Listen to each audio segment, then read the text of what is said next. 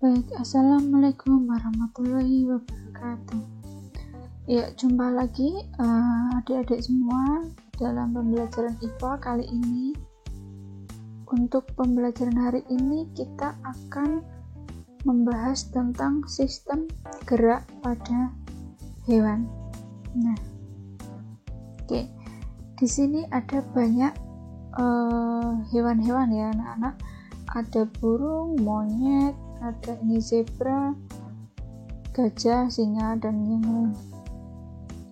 Nah, untuk gerak setiap hewan di sini ini pasti semua akan berbeda-beda ya. Nah, apa sih yang mempengaruhi hewan itu bergerak? Nah, yang pertama itu hewan untuk melindungi dirinya dari mangsa atau predatornya. Jadi hewan itu bergerak karena untuk melindungi diri dari pemangsa. Yang kedua, untuk mencari makan. Dalam mencari makan, hewan-hewan tersebut akan melakukan gerak. Nah, dan yang terakhir adalah untuk berpindah tempat.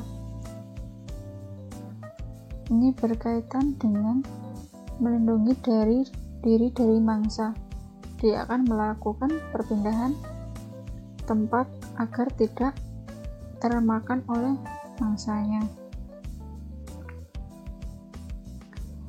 Nah, gerak hewan itu dibagi menjadi 3, di darat, di air, dan di udara. Yang di darat contohnya ada banyak, ada gajah, ada kuda, ada rusa, ada sapi. Kemudian yang di air ada ikan yang paling familiar dengan kita semua. Kemudian ada ubur-ubur. Nah, yang di udara ini ada burung yang sering kita jumpai. Sekarang yang pertama, air. Mengapa ikan bisa berenang di air? Ikan-ikan itu bisa berenang di air itu karena apa?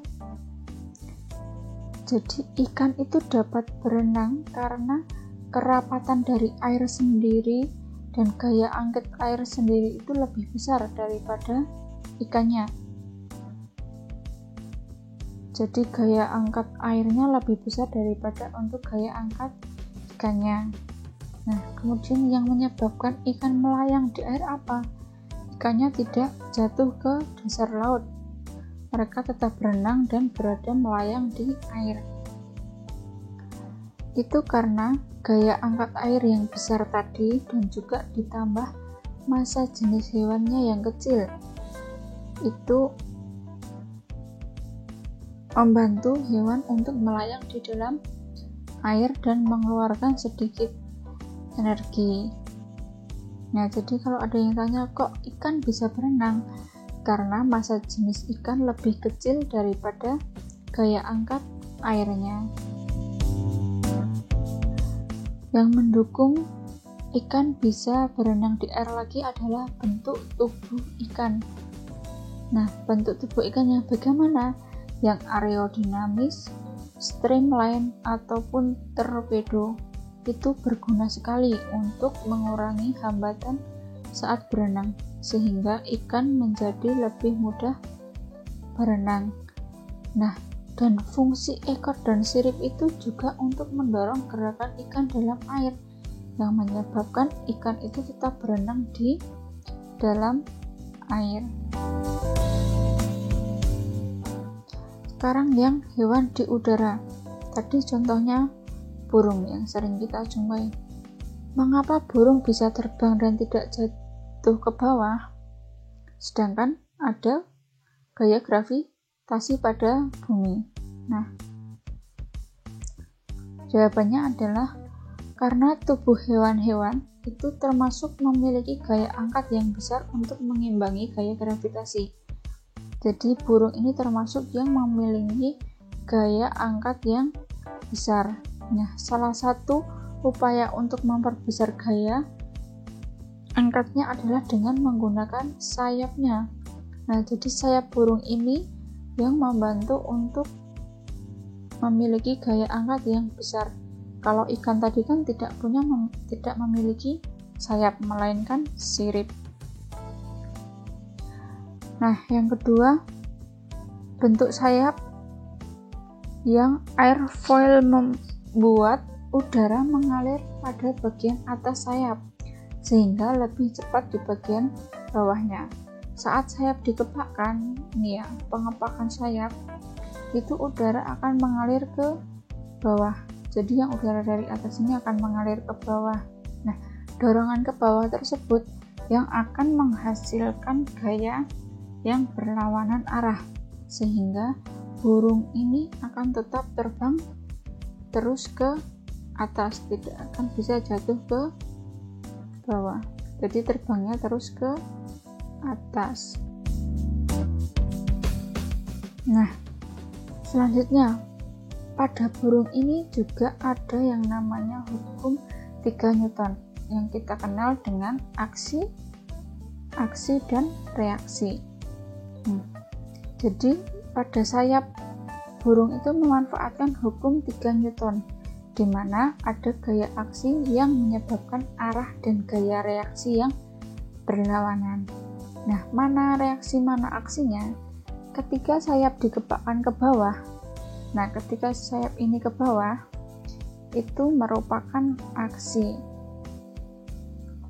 Nah, kalau ketika dikepakkan ke atas, itu akan menghasilkan dorongan ke atas, itu adalah reaksinya, sehingga burung tetap akan terbang di udara. Selanjutnya di daratnya tidak terlihat. Di darat ada macam-macam hewan yang sering kita jumpai. Ada gajah, kuda, kerbau, ini citah. Nah, kalau di darat itu kecenderungan yang memiliki otot dan tulang yang kuat, seperti kuda itu kan memiliki otot dan tulang yang kuat, kerbau, banteng. Nah, otot dan tulang tersebut itu diperlukan untuk mengatasi inersia atau kecenderungan tubuh untuk berdiam dan untuk menyimpan energi, pegas atau elastisitas. Nah, untuk melakukan beberapa aktivitas itu adalah guna dari otot dan tulang yang kuat pada hewan yang hidup di darat. Oke, contohnya ini. Gajah dan juga kerbau itu memiliki massa tubuh yang besar, sama-sama besar. Akibatnya, untuk bergerak, gajah dan kerbau harus melawan inersia yang nilainya juga besar. Namun, perbedaan struktur tulang dan otot hewan tersebut masing-masing. Hewan menyebabkan hewan tersebut dapat bergerak lebih lincah dibandingkan hewan yang lainnya. Contohnya saja bisa kuda, citah maupun kijang yang larinya bisa cepat. Nah, ketiga hewan tersebut memiliki struktur rangka dan otot yang sangat kuat. Namun, kijang dan citah yang memiliki bentuk kaki yang lebih ramping, sehingga kijang dan citah memiliki elastisitas yang tinggi pula. Nah, bentuk kaki yang lebih ramping itu mengakibatkan kijang dan citah pada saat berlari lebih banyak melompat ke udara dan meluncur di udara. Gaya gesek udara yang jauh lebih kecil daripada gaya gesek permukaan tanah membuat kijang dapat berlari dengan kecepatan yang lebih tinggi daripada kuda. Nah, jadi gerak-gerak pada hewan ini masih ada ikatannya dengan gaya yang kita pelajari kemarin, dan juga ada hukum Newton yang kita pelajari. Sini adalah untuk gaya gesek udara itu lebih kecil daripada gaya gesek permukaan tanah, sehingga membuat kijang dapat berlari dengan kecepatan yang sangat tinggi. Nah, sekian untuk materi gerak pada hewan. Semoga anak-anak paham dan mengerti. Jangan lupa tetap belajar. Ibu akhiri, wassalamualaikum warahmatullahi wabarakatuh.